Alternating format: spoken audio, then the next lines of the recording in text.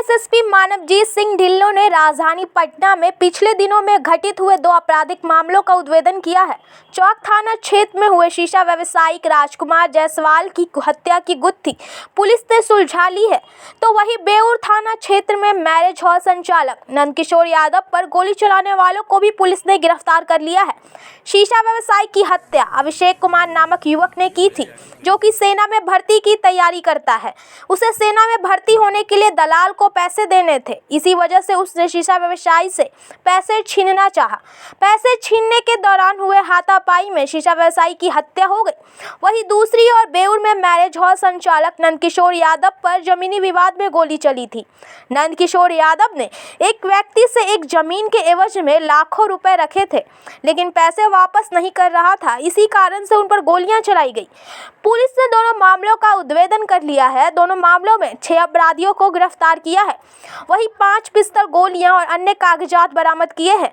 वहीं इस मामले पर पटना एसएसपी मानवजीत सिंह ढिल्लों क्या कहे सुने और फेसबुक हमारे पेज को फॉलो करें, लाइक करें, कमेंट करें और शेयर करें। धन्यवाद। किया गया है। इसमें बहुत भारी मात्रा में जो सीडीआर होता है, फ़ोन्स को एनालाइज किया गया, टावर डंप को एनालाइज किया, सीसीटीवी फुटेज को एनालाइज किया गया। उसके आधार पर जो हम लोगों की विशेष टीम है, जो कि अपना डीआईयू का टीम है, एसआईयू का टीम है, डायल 100 का टीम है, और इसके अतिरिक्त जो हमारा एफएसएल का टीम है, उसकी सपोर्ट से पहले कुल 3 जो संदिग्ध थे उनको हम लोगों ने चिन्हित किया। उन 3 संदिग्धों की हम लोगों ने पूरी मूवमेंट को ट्रेस किया। उसके बाद सभी के फिंगरप्रिंट्स लिए गए, सभी का जो ब्लड ग्रुप है मैच करवाया गया। इसमें जो तीनों संदिग्ध हैं उनके जो कपड़ों को जब्त किया गया कि उनके कपड़ों के ऊपर कोई ब्लड ग्रुप है, विक्टिम का ब्लड है, उसके निशान है कि नहीं है। तो उसके बाद जब पूरा वैज्ञानिक अनुसंधान समाप्त हुआ तो इसमें जो एक एक्यूज्ड है जिसका एलियास है नुन्नू और उसका असली नाम है अभिषेक कुमार, जो कि जो मृतक हैं उनके घर से तकरीबन 300 मीटर की दूरी पर रहता है। ये लड़का आर्मी वार्मी और पैरामिलिट्री उसकी तैयारी के लिए दौड़ लगाता है। वर्तमान में और कोई काम नहीं करता है, आपराधिक इतिहास नहीं है।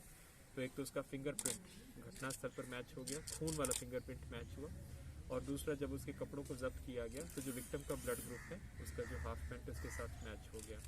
उसके बाद इसको विस्तृत रूप से इंटेरोगेट किया गया तो पता चला कि इसको पैसों की आवश्यकता थी।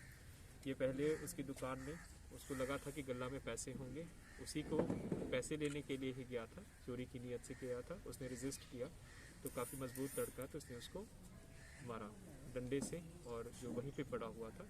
जब उसकी मृत्यु हो गई तो उसकी बॉडी को साइड पे करके कवर कर गया और निकल गया वहाँ से।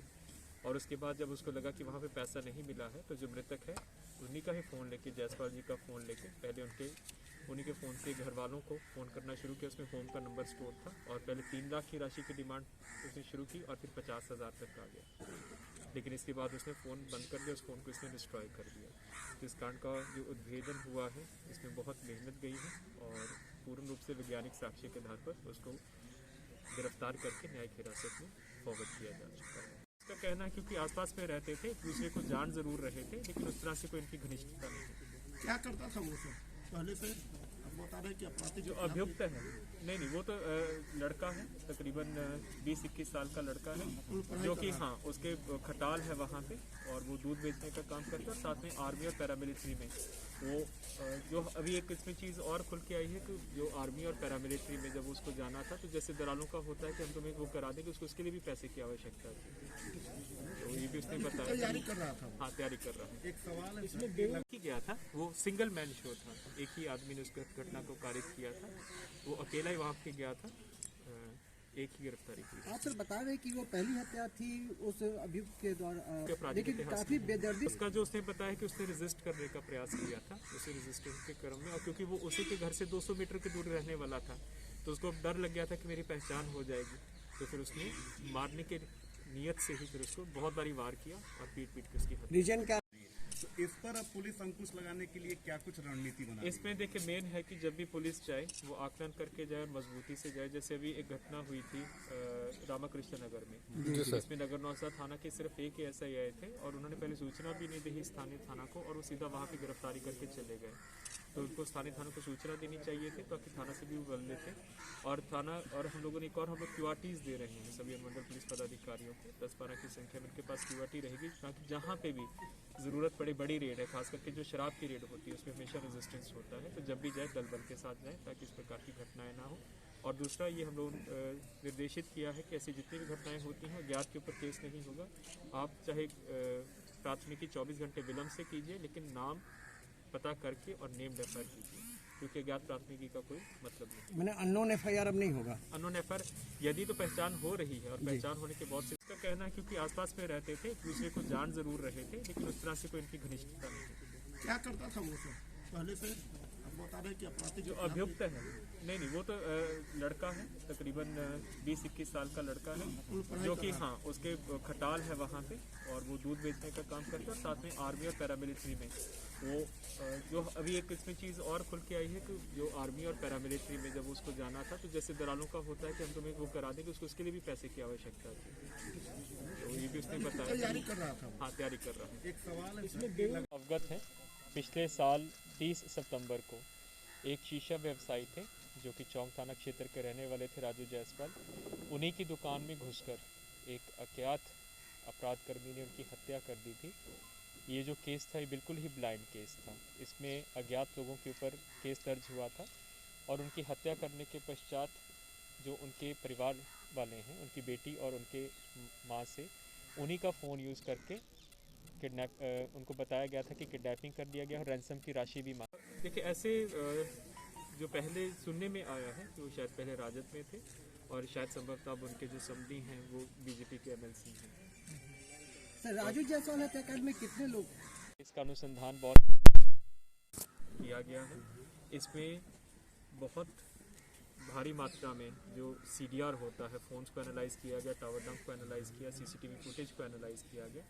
उसके आधार पर जो हम लोगों की विशेष टीम है, जो कि अपना डीआईयू का टीम है, एसआईयू का टीम है, डायल 100 का टीम है, और इसके अतिरिक्त जो हमारा एफएसएल का टीम है, उसकी सपोर्ट से पहले कुल 3 जो संदिग्ध थे उनको हम लोगों ने चिन्हित किया।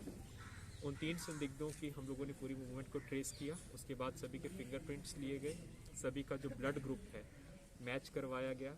इसमें जो तीनों संदिग्ध हैं उनके जो कपड़ों को जब्त किया गया कि उनके कपड़ों के ऊपर कोई ब्लड ग्रुप है, विक्टिम का ब्लड है, उसके निशान है कि नहीं है। तो उसके बाद जब पूरा वैज्ञानिक अनुसंधान समाप्त हुआ, तो इसमें जो एक एक्यूज्ड है जिसका एलियास है नुन्नू, और उसका असली नाम है अभिषेक कुमार, जो कि जो मृतक हैं उनके घर से तकरीबन 300 मीटर की दूरी पर रहता है। ये लड़का आर्मी वार्मी और पैरामिलिट्री उसकी तैयारी के लिए दौड़ लगाता है। वर्तमान में और कोई काम नहीं करता है, आपराधिक इतिहास नहीं है। तो एक तो उसका फिंगरप्रिंट घटनास्थल पर मैच हो गया, खून वाला फिंगरप्रिंट मैच हुआ, और दूसरा जब उसके कपड़ों को जब्त किया गया तो जो विक्टिम का ब्लड ग्रुप है उसका जो हाफ पैंट उसके साथ मैच हो गया।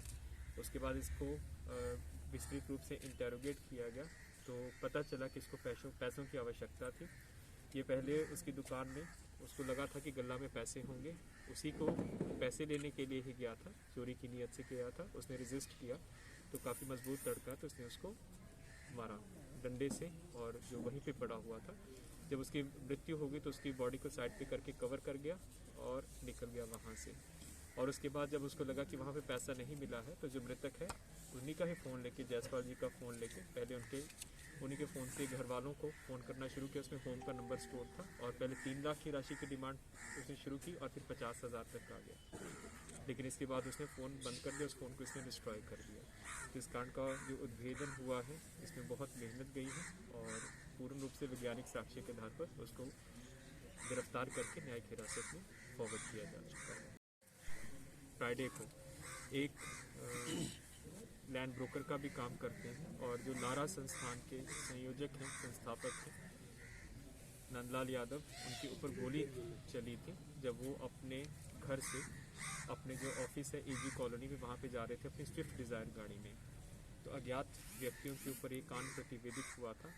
उसके बाद विशेष टीम एसपी वेस्ट साहब के नेतृत्व में, एसटीपीओ फुलवारी शरीफ के नेतृत्व में उसका गठन किया गया था, जिसमें स्पेशल इन्वेस्टिगेशन यूनिट डायल 100 की टीम को भी साथ में लगाया गया था। तो इसी क्रम में जो हम लोगों को फुटेजेस प्राप्त हुआ, और जो बाकी हम लोगों को जहाँ जहाँ से भी हिंट्स प्राप्त हुए, कुल 6 अपराधियों को इसमें गिरफ्तार किया गया है, जिनमें से 5 अपराधियों को बियर थाना क्षेत्र से गिरफ्तार किया गया है और 1 अपराधी को परसा बाजार थाना क्षेत्र से गिरफ्तार किया गया है। इसमें जो पता चला है कि जो इसका प्रमुख रूप से जिसने इसका षड्यंत्र किया था, जो कि रंजीत यादव है, जो कि परसा बाजार थाना क्षेत्र का रहने वाला है, तो जो नंदलाल हैं ये तकरीबन 44 लाख रुपया उसका रखे हुए थे। ये लोग प्रॉपर्टी का काम कर रहे थे। परसा बाजार में 1 बीघा की ज़मीन है जो कि कुछ हद तक विवादित ज़मीन भी है, तो 44 लाख रुपये इसने उसको पेमेंट किया था, नंदलाल जी जो विक्टिम है। उसके बाद वो पैसा वापस नहीं कर रहे थे इसके कहने के अनुसार, तो इसने फिर षड्यंत्र बनाया कि उसको रास्ते से ही हम लोग हटा देते हैं। इसी क्रम में जो पकड़ा गया है चंदन पहले भी, रंजीत भी 2 बारी जेल जा चुका है, और इसमें जितने भी पकड़े गए हैं मर्डर के केसेस में या अटेम्प्ट टू मर्डर के केसेस में, सभी के ऊपर 2-2 केसेस ऑलरेडी हैं, यहाँ पे भी हैं। और एक का जो 2 भाई पकड़े गए हैं अमन और अतुल, उनका मोतिहारी में भी केस है। तो इन्होंने फिर उसके साथ जो आनंद है उसको चंदन चौधरी को लोगों ने कांटेक्ट किया। उसने फिर आगे जब वो ब्योड जेल में था तो उसके जितने भी एसोसिएट थे उनके माध्यम से इन लोगों ने टोटल 3 शूटर्स, आनंद और अतुल और अमन सहोदर भाई हैं, इन लोगों को अरेंज किया। और फिर इन लोगों ने 2 दिनों तक इनकी रैकी की। वो प्रत्येक दिन अपने घर से वहाँ तक जाते थे, उसको फॉलो किया, और घटना वाले दिन इन्होंने इस घटना को अंजाम दिया। इनसे गिरफ्तारी के बाद टोटल 4 आर्म्स, जिसमें कि जो उनको 2 गोली लगा था वो दोनों आर्म्स भी बरामद हो गए, 6 जिंदा कारतूस भी बरामद हो गए हैं। और जो इनके कपड़े हैं जो इसके लोगों ने पहने हुए थे, जो कि सीसीटीवी फुटेज में है, उनको भी जब्त कर दिया गया। अवगत है, पिछले साल 30 सितंबर को एक शीशा व्यवसायी थे जो कि चौक थाना क्षेत्र के रहने वाले थे, राजू जायसवाल। उन्हीं की दुकान में घुसकर एक अज्ञात अपराध कर्मी ने उनकी हत्या कर दी थी। ये जो केस था ये बिल्कुल ही ब्लाइंड केस था। इसमें अज्ञात लोगों के ऊपर केस दर्ज हुआ था, और उनकी हत्या करने के पश्चात जो उनके परिवार वाले हैं, उनकी बेटी और उनके माँ से उन्हीं का फ़ोन यूज़ करके उनको बताया गया था कि किडनैपिंग कर लिया गया और रैंसम की राशि भी